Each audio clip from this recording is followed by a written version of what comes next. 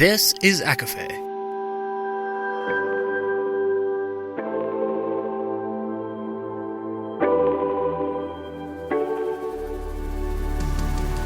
Laura Marie and Jessica Marie proudly present A Court of Fandoms and Exploration, a podcast.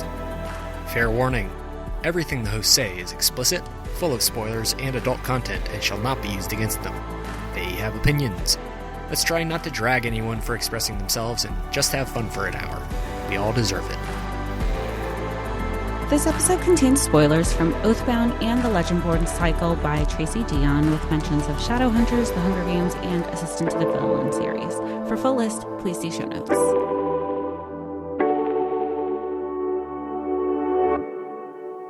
Hi, everybody, and welcome to A Court of Fandoms and Exploration, your weekly deep dive into the fantasy, literature, and fandoms that we love. I'm Laura Marie. And I'm Jessica Marie. And today we are discussing Oathbound, Book 3 in the Legendborn Cycle by Tracy Dion. And per usual, Laura was able to breeze through this 2 times. I read it once, and boy, do I really wish I did that second time, because I was so confused. I know I had shared with you, Laura, like, I'm in the prologue. What is happening? I stopped. Shameless self-promotion for ACOFAE. I went back and listened to our blood-marked episode to be like, okay, maybe there's something I forgot, because I didn't do a reread. Did you do a reread of the series leading up to Oathbound? No, I did not. I went in totally cold into this cold open, and I was not confused into this prologue. But I did have another confusion that I will share with everybody, and that was the timeline that was given to us. I mean, everybody knows I love a timeline. I love what to know what and when things are going down. But this one really confused me, and I am torn between 2 thoughts. So listeners, you tell me, am I the asshole here?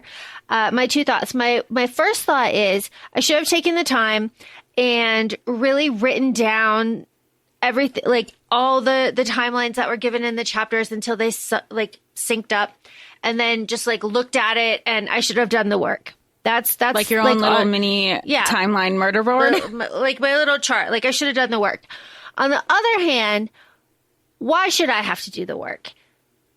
And on the third part of that is, was I just being dumb? And that's like the little part of my triangle. It's like, why should I have to do the work? I should be able to just understand the story without like getting bogged down by dates. On the other hand, but like, fuck me, I like dates. So maybe I really should have put in the effort. And the third part is maybe I'm just dumb. No, well, it's definitely not you being dumb. I will speak for our audience. And you can disagree. Go for it. But I do think that the timeline, it was really sporadic, because it wasn't a linear timeline. It went from, 72 hours, 3 months since Bree went missing, 2 months since Bree went missing, 36 hours since Alice was in a coma. And we're like, wait, whoa, what? And to what you said, not everybody has the resources and the free time to keep track of those logistics. You should be able to read it. When you had your second read, did you say, fuck the timeline, I'm just going to enjoy the story until we get to where everybody meets up? Great question. The second read, I didn't need it. I didn't need it. I didn't focus on it. I knew the through line of the story, and I knew that there was so many moving parts, and like these moving parts are in the past and they don't catch up until a little bit later. But like Bree is our present, and we stick with her through the present of all of the, so it's all these little moving parts that were very satisfying when they all linked up at the auction, and everybody was just like, all right, let's you, and you, everybody. Okay. And then when they're breaking out and it's everybody, it's like, oh, okay. Which I love that they did that. This is just like a general criticism, not for this book, but just like books in general, that you had the time and you made the time, I should say, because not everybody has the time. You made the time to read this a second time to make your experience more enjoyable. But time is money, money is time, and not everybody has that too. So it shouldn't mean you have to read all the books a second time to make sure things are enjoyable. And it's a criticism I have with like all forms of media. I'll put that on the record. Like I feel that way with movies. I've watched movies one time and I'm like, what is this? And then the second time I was like, oh, that was cute. But not everybody has the money to go to the movies at $20 a pop to enjoy it with, especially if you're like a family of 4, to enjoy it a second time around. Oh, it's going to take us $80 to really like the movie. That's not exactly feasible. But that's just, again, an overall criticism in media consumption.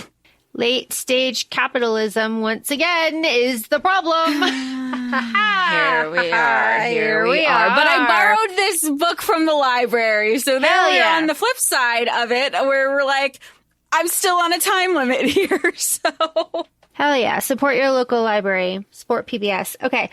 Let's get into Oathbound. Something that I really enjoy about Oathbound is that in chapter 2, they say, you're oathbound. And I love I know. when they say that. They say the thing really early. Really early, they say the thing. I felt like Peter and Family Guy.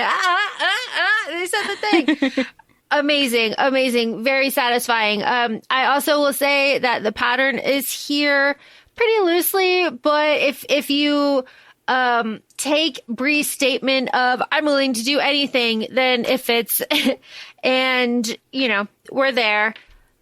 Just how many characters are there in here? There's a shit ton. There's a shit ton of characters. Only 5 POVs. One that we both feel, that we discussed before the podcast, is absolutely not necessary.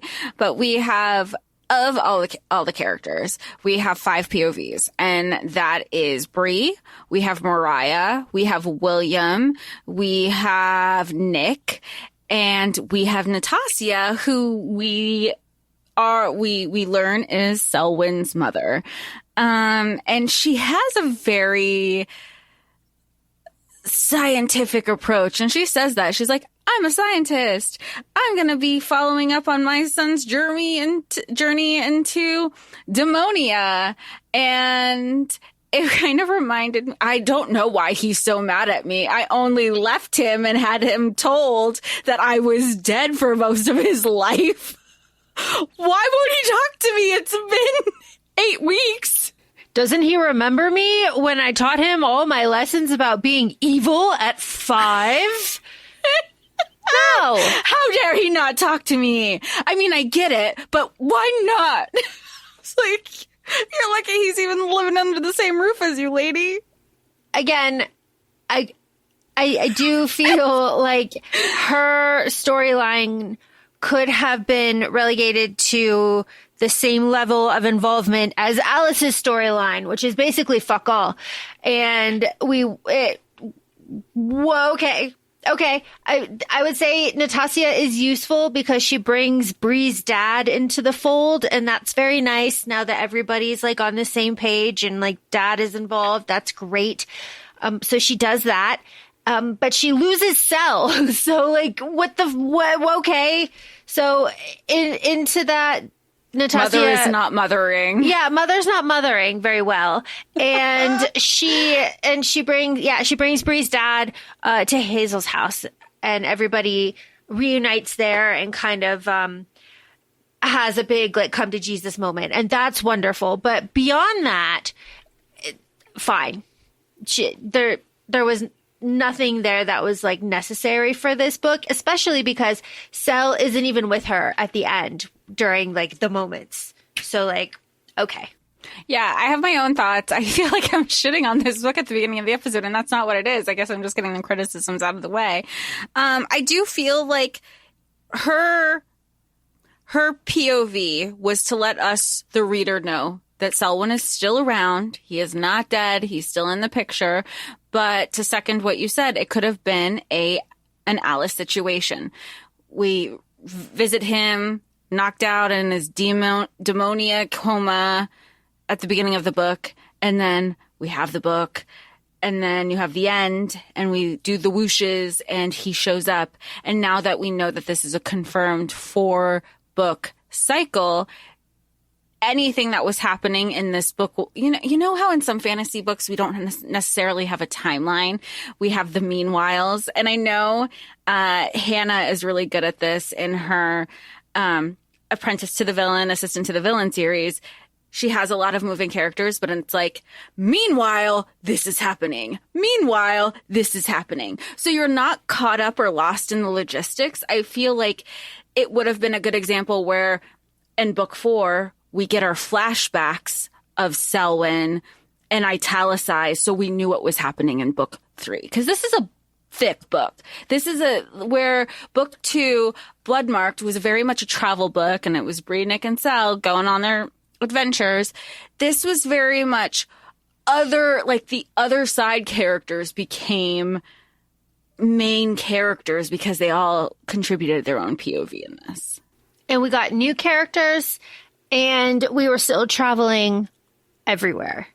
Absolutely everywhere. Again, I also want to say that I don't feel like shitting on this book. I'm just getting criticisms out of the way, because there is such a fantastic conversation about generational guilt and expectation here, about racism and all of its forms. There is so much fantastic stuff here. But just I guess the stuff that isn't as important is the stuff that we're just like, But let's get into it a little bit. So essentially, we just talked through Natasia's storyline. That's her. That's it. Let's talk through, because Jess, as you said, this book she's thick. She's a thick book. Let's talk through William's POV, because William's POV gives us Nick, and then Nick gives us Bree. Yeah, I feel like William, I honestly I don't want to say I forgot his character, but I forgot how he's connected, because he's one of the knights. He's one of the knights that we know that him and Bree were really close. He is a healer of sorts. He's still discovering, and he has a lot of guilt. He has a lot of guilt with what's happening, because meanwhile, he's still learning. All of them are still learning because they're children to us. There's, you have Bree, who started off the series at 16, hasn't changed much, only just turned 17, because in this book they say happy belated birthday. So we know she's 17, and they're all freshmen. Some are juniors. Mariah's a junior. She started her junior year of college. So we have to remember, they all got called up into their knightdom to be as descendants of the Round Table. And he's learning how to use those. There's guilt with Alice being hurt. There's guilt that Nick wasn't sure what he was doing. There's guilt that he couldn't control the situation. And he's hurt people in the process, because we are also fighting demon wars. Yes, we are also fighting demon wars. So William, who is the scion of Gawain, is in a situationship with Lark. And Lark is a Merlin, and they are all members of the Legendborn situation. So in this cold open, in this prologue, we're just hey, what's going on? Nick is there. William's running up. Everybody's going everywhere. People are disappearing. There's smoke. Okay. And Nick is kind of assessing what is happening. And it's through William and Larkin that Nick ends up going on a quest to find. Let me tell you, there's a lot of plot points in this book. Nick goes on a quest to find Bree. I mean, that's the main part of this, but to find the Morganes, who have the Erebus, the king of the demons, who is Erebus, his crown, because they were the keepers. But the crown has recently been stolen. that is Nick's storyline, and it intersects with so many things. It intersects with Ava, who's the Morgaines. It intersects with Valak. It intersects with Mariah. And it intersects with Bree and everything that is going on with Bree. And then William and Lark's situationship is very cute. They're very cute. Like, we loved them in the last, we loved them in the last book. We continue to love them. But that crown is essentially, it is the piece that everybody is after, because if you have the crown, you have power. And there's a lot of connection to that because it amplifies things. And like the thing with the crown, like, it's stolen and it's been enchanted by the Morgaines so that no demon can touch it or sense it or call it. And that's why the Demon King can't just be like zoop and get it back. And the inner and there's so many politics here too, because the inner politics is the Demon King can't go around like asking for it because that makes him seem weak, and he can't reclaim his court of nightshades in the other realm, in the shadow realm, until he is like strong and has gotten the crown. But like, he can't ask for help to find it because it's like the politics of like a weak ruler. Like, it's a whole thing. So essentially, I mean, if we want to skip forward a little bit, Bree's storyline intersects with the Demon King in that she makes a deal with him at the end of book 2 to train her.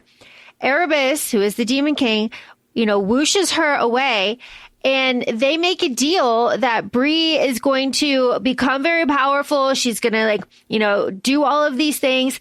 And Bree, who is 17, does not make a complete bargain.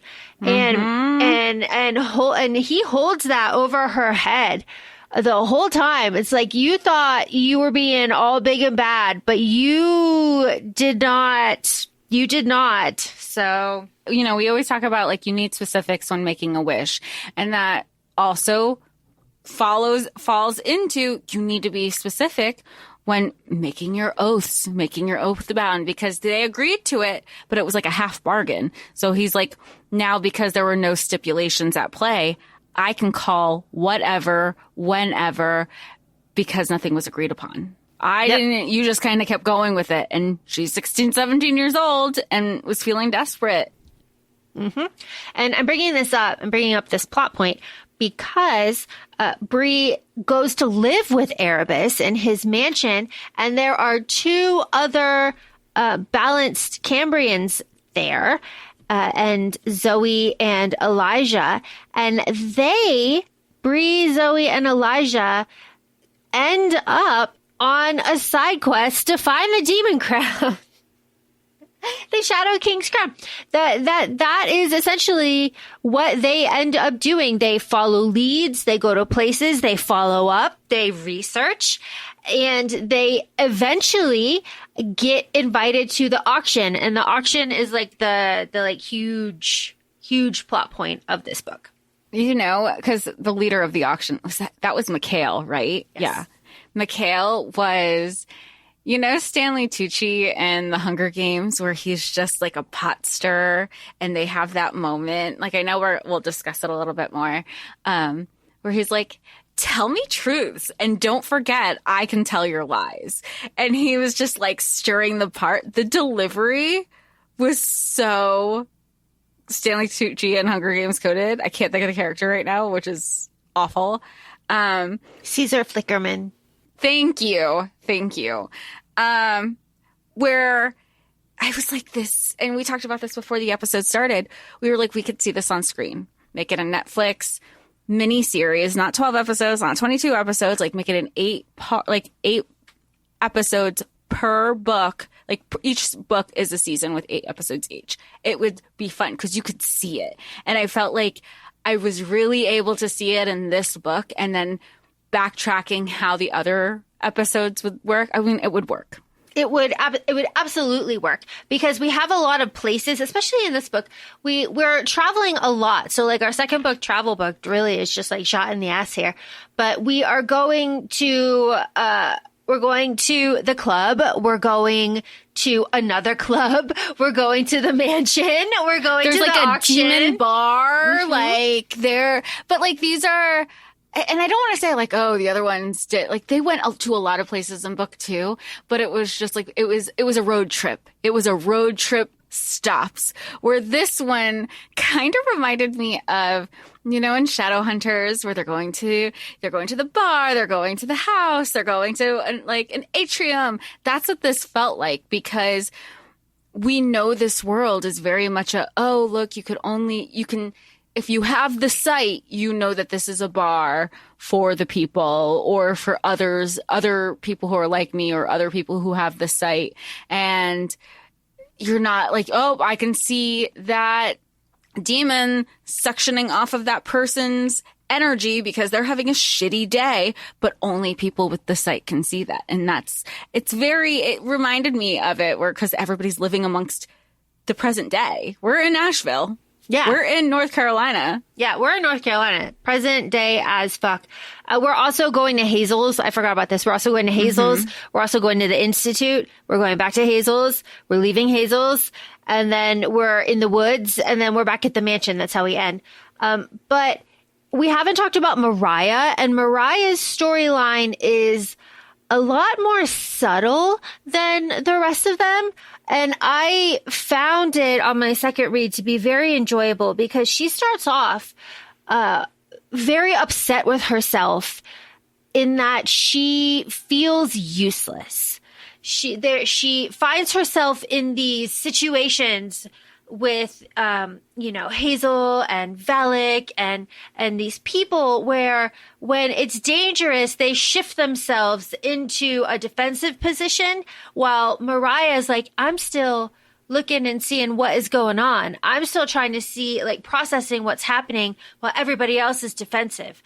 And then later on, Mariah is like, I can't keep up with y'all. Like, I am not strong and impervious like the rest of you. I have to do something different. And so I found that Mariah's storyline was about finding her own strength and then being being comfortable enough to use that own strength. And we see that kind of in the mansion a little bit when she's able to do that. But also this feeling of being useless and being helpless and being kind of just anchored by expectation is something that all of the characters are dealing with in their own situation, in their own way, which is one of the more beautiful aspects I found of this book. Because, our white boy is going through it in a different way forever than Bree is going through it.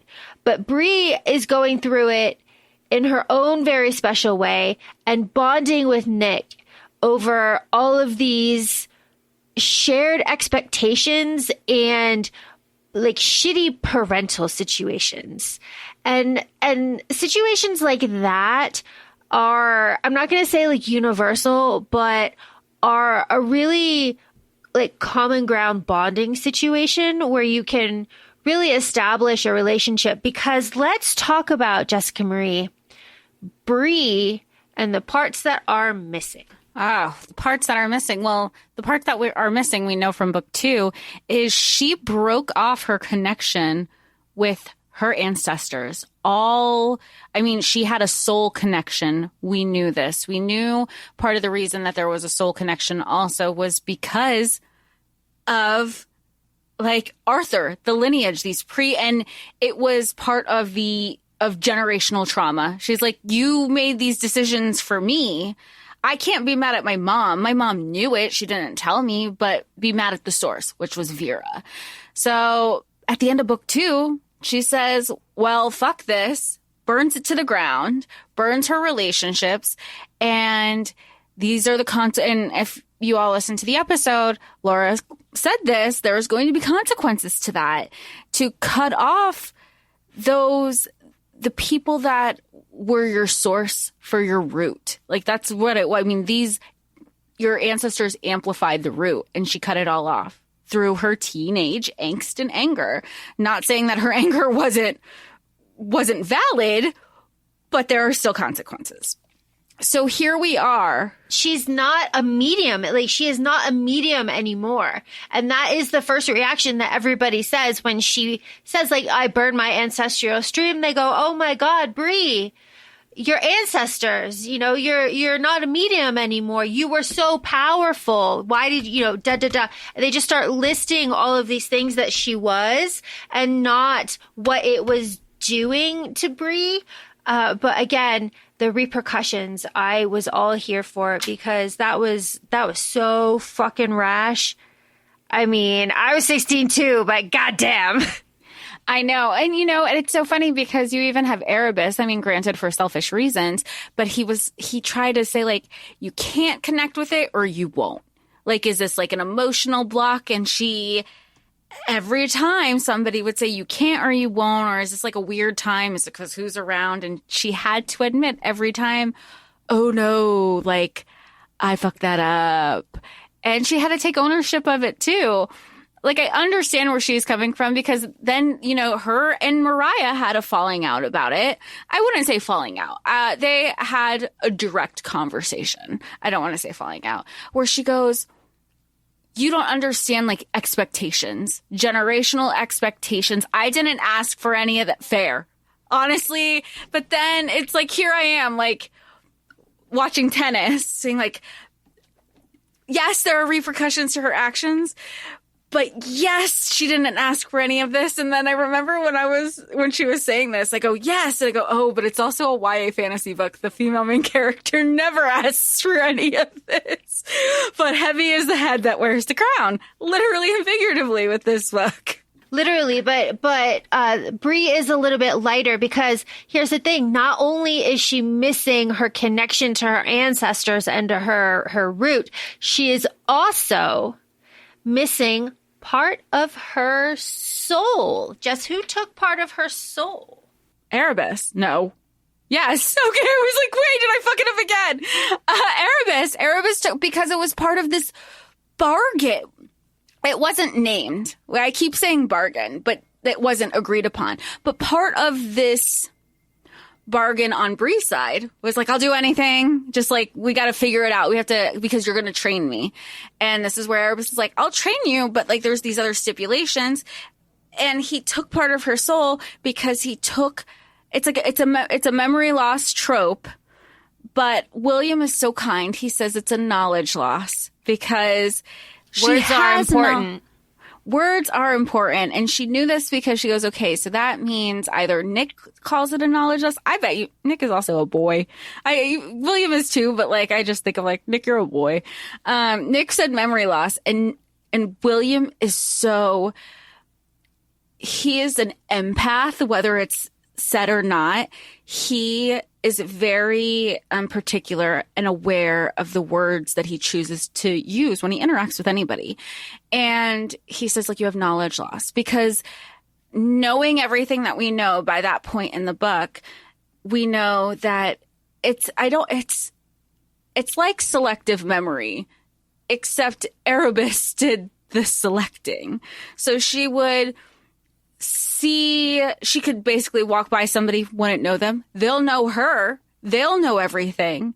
She might sense an energy like, oh, that person knows me. I don't know why, but they're there. But the things that she does know, it's not the people she cares about. She knows the basics of like, oh, this is a demon. This is this type of demon. This is kind of like the facts, but she doesn't have an emotional connection until we find that other young women who are being killed, are being kidnapped. And the common denominator is that they also have root magic. And we know root magic is directly connected with the Black community and her Black ancestors. So then, and this is something that is beautifully also discussed in this book is, well, of course it's the conversation of missing, when women go missing, when children go missing. Well, who do they pay attention to? They only pay attention to to the white girls of the politicians. They're not. So who's going to be easier to fly under the radar? And it's the BIPOC community. So but how many? And I mean, and that's an honest, like a real conversation. How many Amber Alerts do people receive? And then there's what is the actual reaction time, or how many people are actually found amongst all communities, and who are the ones who make the news. So I thought that was like really, really important. And that really sticks with Bree. And that is kind of what really starts tapping into her. Wait, I knew I had memory loss, but this is something important. I don't know what it is, but this is bigger than me. And she assumes, here's the thing about Bree. Bree's like all action, right? She assumes something is happening. She's like, oh my God, these girls are missing because Erebus has to feed, and he's feeding from Root Girls, and he's keeping these girls like probably locked in his basement. And, every time I see him, like if he looks better, then I hate him because I know that he's feeding on Root. All of that is incorrect. All of that is incorrect. She makes a completely incorrect assumption, and that is proven a little bit later. And Jess, I love when you were talking about William earlier, you're talking about the guilt that he feels and that he's an empath. And I find that interesting because the reason that Erebus takes away these people from Bree is that he is not able, actually, Bree is not able to be trained to the fullest extent of her abilities because she is so bogged down by this generational guilt, this trauma, all of these feelings related to all of these people. She's not able to focus. She is just like wading through all of these emotions, and she's not able to laser focus on what needs to be done to get stronger and to reach her goals. So Erebus, practical king that he is like, all right, fine. These people are problems. Poof. Poof, bitch. You don't know them anymore. And that's that. And then it's Bree's kind of clawing her way back to understanding who those people were in her life. Because going back to what you said about guilt, when Bree is around these people that know her and she doesn't know them, if she really focuses on it, she can associate an emotion with them eventually.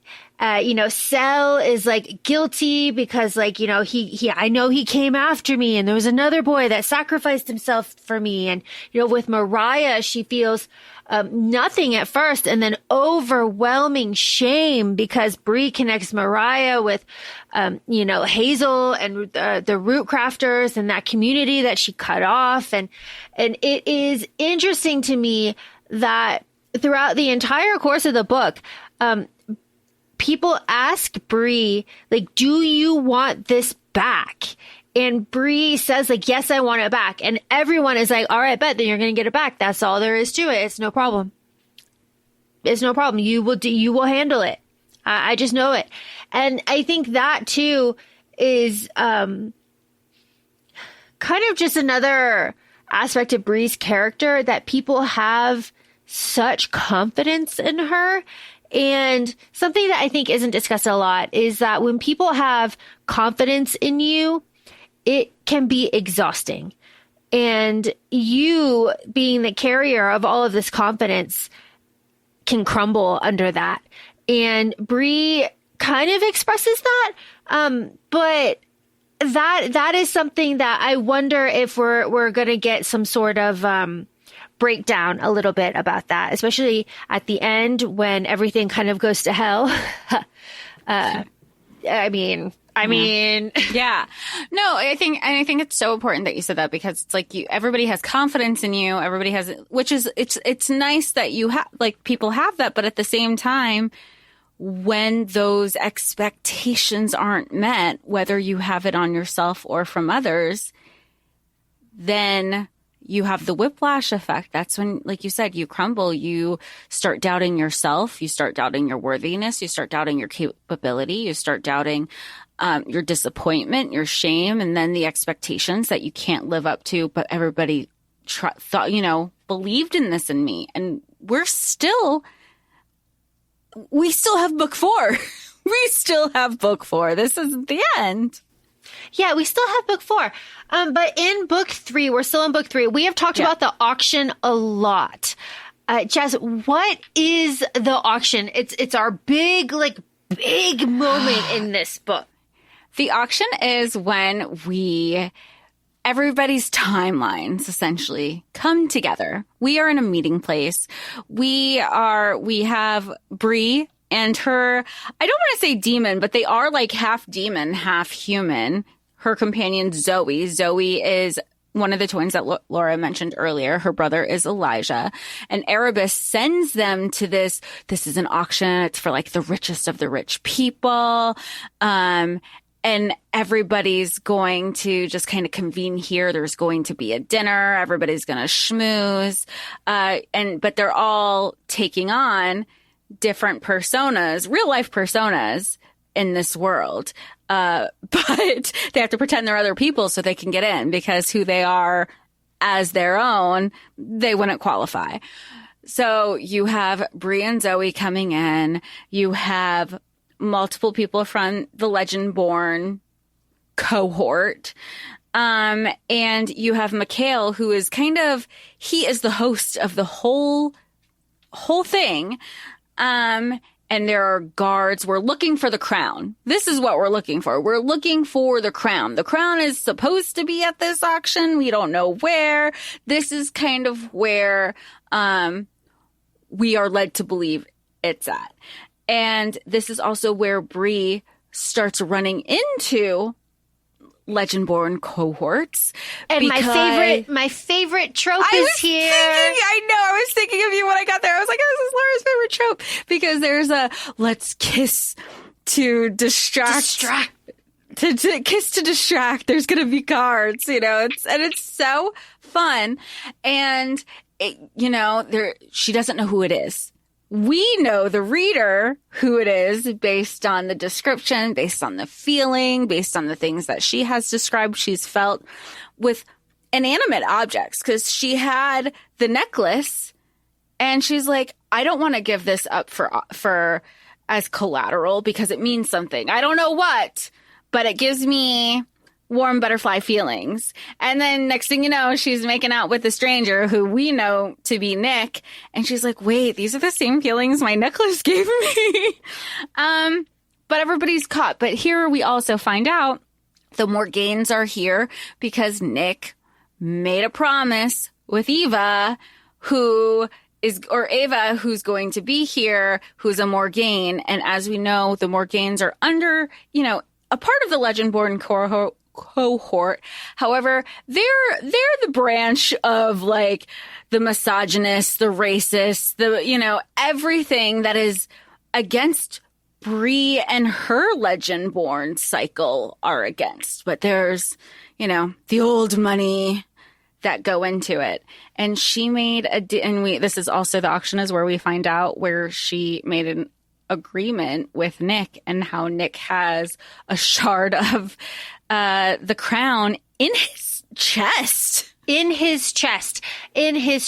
One of my favorite lines here in kind of this whole auction plot line that we have is where Nick is like talking to Bree. He's like, where are you? What are you doing? Like, what's happening? And she looks at him and she's like, I'm where I choose to be. Back the fuck up. Like, I don't know you. I may have like some feelings, but what I'm doing, where I am, I have full agency of that. So like, what?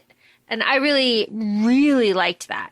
Which is like, it's important because you have the Legendborn. She was like, she even said, you all were raised into this. I kind of was thrusted. She doesn't know her deeper ins and outs, but that's essentially what it is because you have other people saying it. You have Mariah who is like recognizing that she wasn't born into this. A lot of other people were, and we know this from the first book too, that Bree was like, wait, what's going on? And everybody doubted her then too, because they go, yeah, we've had our entire lives to train. You just learned about it 2 months ago. How are you going to catch up? Speaking of entire lines and learning it just recently, there is, so everybody's here, just as you said. Everybody's at the auction, and we're meeting in secret libraries. Everybody is. So fun. And this is where Bree kind of confesses as much as she's comfortable to everybody so that she's starting to get everybody on the same page. And this is where she tells Mariah, this is the kind of fallout, or not fallout, the direct conversation, Jess, that you said between Mariah and Bree. And Mariah, after learning that Bree burned her ancestral stream, goes, but Bree, you were the plan. It was all on you. Like, you were going to fix everything. And Zoe steps in, and Zoe is like, essentially, hey, fuck those people. I know a little bit about root crafters, and I know that you are supposed to commune with your ancestors. You are not supposed to worship them. And Mariah's like, oh, bet. I feel like that needed to be said. And I love that Zoe, because you know what I was also thinking, because Zoe is half demon, and I was like, what would this equivalent be like? And it kind of reminded me of Supernatural with Crowley and the boys. Crowley, we know, is, the demon. We know 15 years later, he's, Prince of Hell, all this stuff. But he winds up having an amicable relationship with the guys. And that's kind of what this felt like, where demon didn't necessarily feel like a bad thing in the context of Zoe, because I thought it was because I think it's that bigger conversation that everybody's like, oh, but your family came over from another country. You did this. You are going to be the one who saves our whole lineage. Like, it's all on you. And you're supposed to, like, in some families, you worship your ancestors. And I love that Zoe's like, no, you can respect them. You can pay homage, but to worship them, that's heavy and not necessary. Nobody's a god. You can respect. And I feel like that was the wake up call that Maria needed, because they can have the direct conversation, because it's also, I think, it shows how different cultures are. It shows how different communities are too. Like, in general, you have one way of living, and some people and some cultures view their ancestors, and you have others who are like, no, that they're, and it's just an awareness. I think it's just like a bigger conversation to be like, oh, okay, didn't think about it that way. You're right.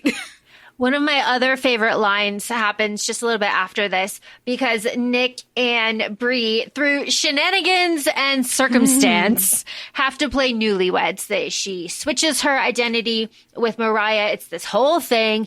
And she is now Nick's fiance. They have fake names, whatever. So they're sleeping in the same room. They're showering, using the same bathroom. They're around each other all of the time.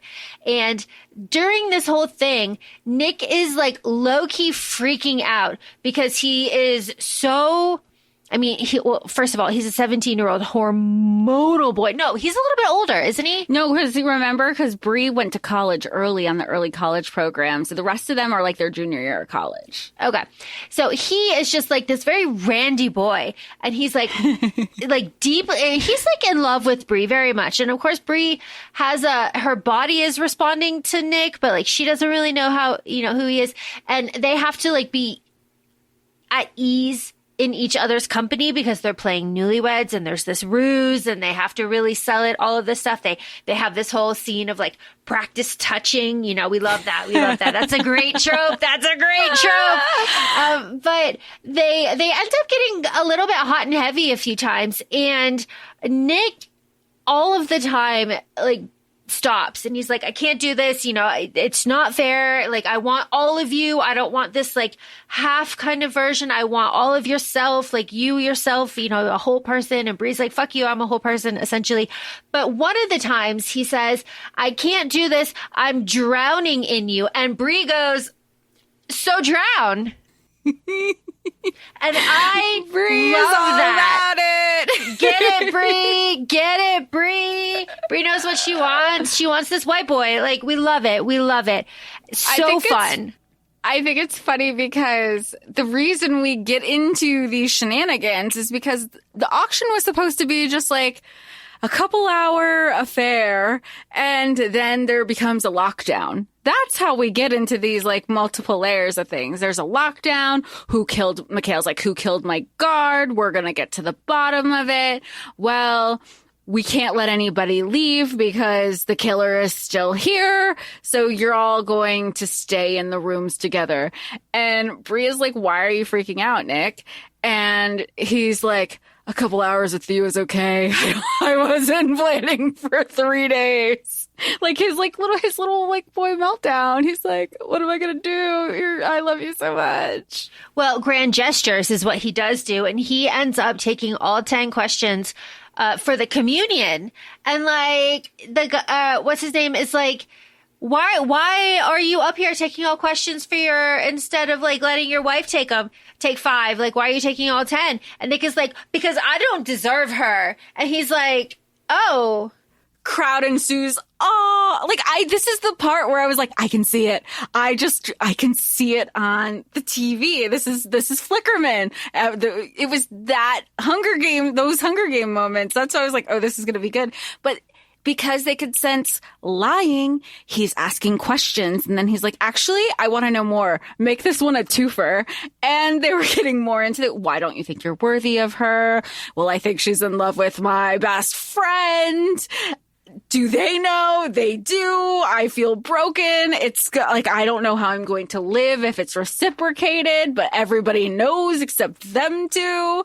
It was the drama that was there, because we're amongst demons, we get our 10 questions, and Nick says, hey, you got your 10 questions, and Mikhail says, I changed the rules, actually, so we're gonna do more than 10 questions. And then Nick answers, dips the fuck out of there, and runs to the room. And then Bree's like, I gotta go. Really great, though. I mean, what a fantastic scene. And then this is where we get a bunch of plot dumps. We get a lot of it, right? Nick's in the room, like he's all upset. You know, he's got a wound in his chest. Bree sees it, and then this is where we get it. So Morgaine lives on, like her spirit possesses essentially and lives on forever through her own version of the eternity spell, through like possession. So Ava's got her right now, and she lives on through the shard, and it's wild. It's called enthralling, right? This is when Morgaine is like taking over and lives on, whatever. And Nick's whole plan about all of this is that the next time that Arthur tries to possess Bree, he is going to fucking snatch up Arthur's spirit, and everybody's going to hell, because fuck it all. And that is another grand gesture that he has been kind of planning this whole time to protect Bree, because all of this has been about Bree. He's like, I'll take his spirit, and like only a Morgaine can undo it. It's just, you know, it's going to be all of this, and like, fuck Arthur, because he's hurting you. And that's the bargain, like all of this stuff. And Bree is just like, what the hell? Yeah. That was the plan the whole time. It's like, really? Okay. The subplot on this is that earlier at a demon bar, Bree ran into a girl that was being kidnapped by a warlock for her root, and she had incorrectly assumed that that was for Erebus. Deeply wrong. It was for the rest of the fucking Regency Council of the Legendborn to experiment to try to recreate Bree and all of her root power, because they are not able to control Bree. Therefore, they're not able to control Arthur, and they need to get all of that under wraps, right? So if they murder Bree, then Arthur will go to the next one, and then I've got all of this root. We can figure it out. So the regents are doing a very racist, gross eugenics situation by experimenting on black girls with root and using Bree's blood. Really gross. That is the subplot, and the root is bought here at the auction by Gabriel, who's a member of the Regency Council. Okay, that is that fucking plotline. The girls are reunited. They're saved from the Institute by William and Lark, and they're brought back to the Valak's bar, and they're reunited with their families. That is that plot line tied up in a bow. Which is so, I don't want to say it's so funny, but I remember reading this part and I go, okay, we still have stuff, we still haven't gotten back to sell. There's this book, so it was just like, wait, there's still more. This is where I felt like the book was so long because we tied up the auction, we tied up the route, we were tying up the kidnapping girls, and I was like, but we still have more. Yes, we still have more. We have to go to Hazel's house, right? We leave, we go back, we go to Hazel's house. We have to have Dad. Dad is there. Dad is brought in to what's happening. We have to make a beautiful flower construct. We have to give it to a bunch of people to scatter, right? We've come together. Everybody's come together. Everybody's having a family meal. Everybody's in the same place. And then we scatter, right? Because we have to be reunited in book 4. So we're scattering, and Natasha goes this way, and Valak goes this way, and Bree and Nick go this way. And we end up with angry Erebus. And Erebus is like, bitch, get your ass home right now. I am so pissed off at you. Get here, because let's not forget, we have the crown. We have broken out of jail at the auction because shenanigans. We all ended up in jail. Big fight. And we have the Shadow Crown. We have Erebus's crown with us. And he is so pissed off about it. He's like, God damn it, you better come home now. And in that action of going home, we run into, men, right? Elijah, who has blocked the road. And then we work everything out with Elijah, who takes away Zoe, because that's his main concern. He's like, I just do whatever, you figure your shit out. I want my sister. Bye. And we run into Cell. Now here is Cell. And Cell is just like whistling in the woods. And he's being all sinister. It's great stuff. It would look so good. So good. Because remember, we meet Cell in the woods leaning against a tree. I don't know. If people listen to us, hire us for TV development, because we know this would rock. Yep, this would rock. There's a line here that I really love because Cell and Nick are united and they have a little bit of a moment. And there's an aside throwaway line that says, like, Nick has the moon inside of him and Cell has the sun inside of him. And that was great. I loved that. And Selwyn tried to be so sinister, and he tried to be like, does she know that you have the moon in you too? Because the moon is supposed to be like, it's the night, it's this darker side of you. And Nick goes, because keep in mind, we know like Nick and Selwyn, they're like best friends too. And Nick was like, yeah, she knows, dude. Just like she knows the sun is in you. I was like, bro, and this goes back to like triangle's strongest shape. Let's just have everybody be happy. Yep, let's just have everybody be happy. But Cell lets everybody go. Cell is like, oh, I clocked that you have more plot to wrap up. I will catch you on the flip side. You go handle your final battle. I'll see you at the end. And that's what happens because we all go to the mansion. Erebus is here. Fantastic visual moment, in my opinion. Erebus, big dome, crown, Bree, and she like hits it, and like all of those souls and like bodies that Erebus has consumed over like 20 centuries like burst out of him, right? But it's still only a fraction because he's like, keep in mind, I have like, didn't he at one point it was like, because Elijah and Zoe's dad, he had like 200 centuries under his belt. I was like, that's a lot. That's a lot. So, during this battle between Bree and Erebus, like he's in his full demon, he's got his wings, he's doing all of this stuff. And she is like this open connection between them. And she starts pulling on this thread. And we learn that Erebus was originally like a shepherd of souls. And this is where Bree is like, give me my soul back, make me whole. And Erebus is like, okay. I will do that. I'll do that. Or Or I will save Alice. I will save your best friend who's stuck in a perpetual purgatory, being tortured. Or I will restore your soul. What do you want, bitch?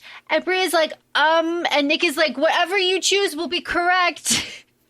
Okay, supportive king. That's not helpful. That's not helpful. And Bree is like, make me whole. And Erebus is like, your training is complete, bitch. You are ruthless. You are ruthless. And Bree is like, damn. Okay. But then she gets I don't know if it was like, is that the test I wanted to pass? I don't know anymore. Oops. Okay. But she gets her memories back. You know, she gets all of this stuff. And then while she is like being bombarded with all of this, like her soul being back and like all these memories and stuff, Erebus is like crawling towards the crown on the floor. He's like, bitch, this is what it's actually about, bitch. Like, you forgot, bitch. And he's like crawling towards the crown. And that's when Selwyn pops out of nowhere, cuts off his hand, and it's just like, oh, huh, okay, well, die, I guess, or run, Erebus. And Erebus is like, boop, bye. Yeah. Erebus has always been out for himself. But this is also the part where they're like, oh my gosh, the crown, don't put on the crown, you could die. And he goes, sounds like could. Keyword could. Could. Sounds like an adventure to me. Let's see, shall we? And sounds like, yeah, let's see. Pop, puts that motherfucker on his head and like passes out cold. And everyone's like, oh my God, Cell's dead. Pop. And then the next chapter is like, Cell's alive. The second they were like, and Selwyn was dead, I was like, okay, page 666 in ACOFAE. And then I knew the first thing I said, I go, this is a fantasy YA book. He's not dead. No, he's not. I kept playing. He's not dead. But this is where we learn that blood marks can be inherited and like all of this stuff can be inherited. So Cell being able to pick up the crown and put it on without being killed shows that Cell is Erebus's son. Da, da, da. And everyone is like, how? And like, I'm looking at Natasha like, how? Ma'am? You have something to say? Exactly? Ma'am? But that is not explained. I'm sure that is the plot of book 4 of like how the fuck that happened and dealing with all of that. It's going to be the like, how are we going to undo the Alice? It's going to be where's Cell's storyline? Because here's the thing, like, yes, your training has been complete, but knowing how powerful Bree is without her root magic, because he was like, first time in her training, her first training session, and she hasn't tapped into her, because she doesn't have her root magic. She was training for 4 hours, like over 4 hours. So now that she has it, I feel like that's going to make her stronger to help understand, like, well, what can we do for Alice at some point? Because Mariah was able to kind of tap into it with her abilities. And then we'll have to deal with Demon King Cell, which, sorry, say something hotter. I dare you. Right, this is the one that we're waiting for. Yeah, like, and like, you know, they're children. So you have to be like, I'm not, he's a child. But like, if I were 17, I'd be all over this. Like, holy shit, yeah. Are you kidding? Are you kidding? If I were Bree and I saw that, and I'm looking at Nick, I'd be like, how long have you been 17?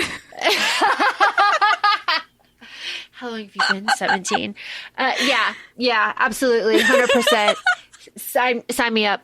Fantastic. Very fun.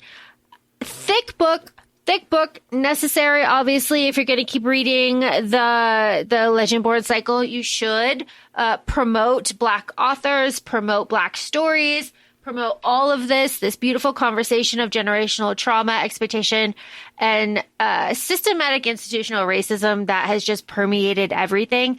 these are important conversations that need to be had, especially in this time or in 2025 of suppression and book burning and just horrible actions by horrible people who just are still alive. I can't wrap it better than that. Thank you so much, Laura. Obviously, that those are the most important things that we need to highlight. So with that being said, feel free to follow us on ACOFAE Podcast. We're also both on TikTok, and make sure that you're, reading diverse all year round. We look forward to talking to y'all soon. Thanks so much. Bye. Bye.